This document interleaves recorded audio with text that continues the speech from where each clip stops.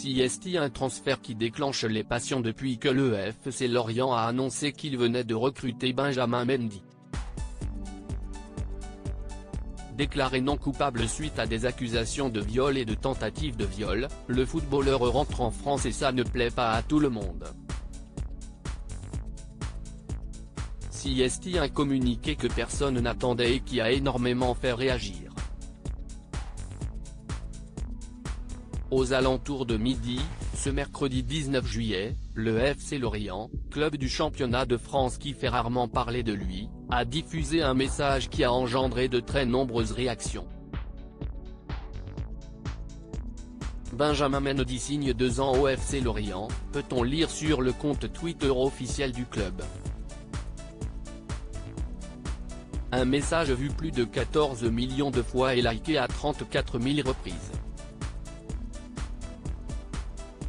Du jamais vu dans l'histoire du club, mais il faut dire que l'actualité récente du joueur pèse lourd dans la décision de l'équipe bretonne d'engager le champion du monde de 29 ans.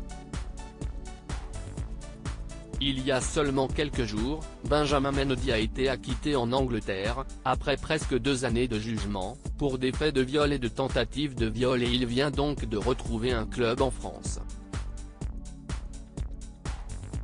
Considéré comme un excellent joueur du temps où il évoluait pour Manchester City en Angleterre, difficile de savoir à quel niveau il se trouve aujourd'hui, mais le FC Lorient a donc fait le pari de tenter le coup. Un transfert qui a énormément agité les réseaux sociaux et pour un internaute, le verdict est clair. Le transfert de la honte, écrit-il pour qualifier le transfert du natif de Longjumeau, Essonne, dans le club breton. Si beaucoup estimaient que la carrière de l'arrière-gauche était très compromise suite à ces nombreuses accusations, la journaliste Anna Caro estime plutôt le contraire. Les fameuses accusations qui gâchent les carrières lance-t-elle, pleine d'ironie. Gros débat sur le plateau de l'équipe du soir. L'arrivée de Benjamin Mendy a énormément fait parler et les avis sont finalement très partagés. Pour certains, il faut respecter la décision de justice et laisser désormais le joueur reprendre le cours de sa vie professionnelle, comme l'explique Giovanni Castaldi sur le plateau de l'équipe du soir. Pour le journaliste Grégory Schneider à l'inverse, son acquittement ne lui suffit pas et il estime que la justice ne marche pas dans les cas de viol, rappelant des statistiques de l'INSEE.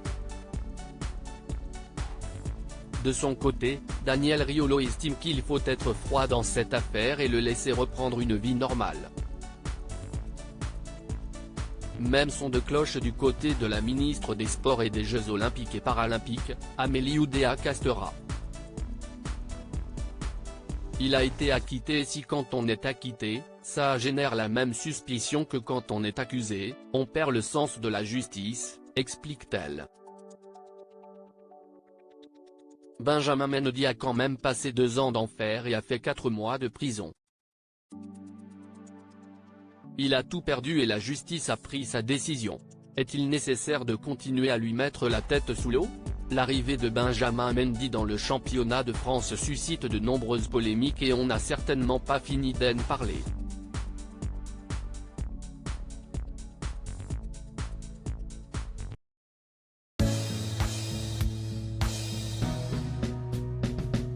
But there's all times through the rough times I think you